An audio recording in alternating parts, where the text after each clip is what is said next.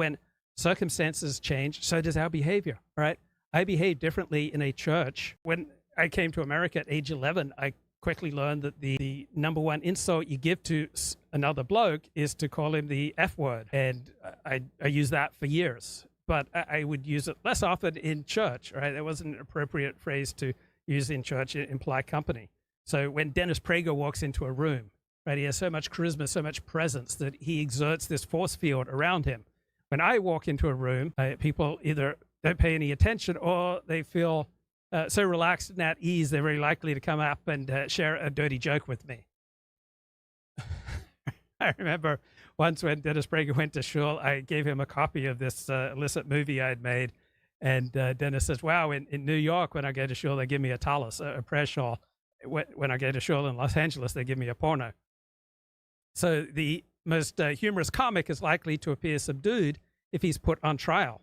Right? A person who scores high in social anxiety may very well come across as relaxed and confident in the company of intimate friends. So Hillary Clinton, for example, has an entirely different style when she's among friends than when she speaks publicly. When she speaks publicly, she's highly self-conscious, like Kamala Harris is still highly self-conscious. Tim Walz does not appear highly self-conscious.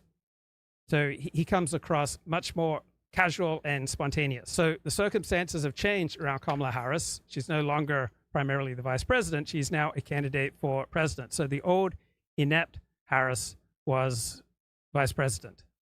And that job is to play second fiddle, to do no harm, and to make sure you do not draw attention away from the president. But now Kamala Harris is the presidential nominee, and she is encouraged to remain in the spotlight and go full throttle on the political highway. And people like winners. We likely have an evolutionary biological reason to be favorably disposed to winners, men in particular, young men in particular, primarily orient upwards in status and tend to ignore those who are below them in status.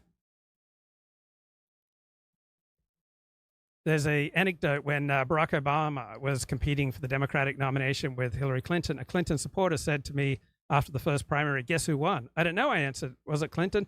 Barack Obama, he replied. And then he went on, and this victory makes him interesting. So Barack Obama was the same person before he began winning primaries, but something changed when he started to win, right? A new light was shining on him.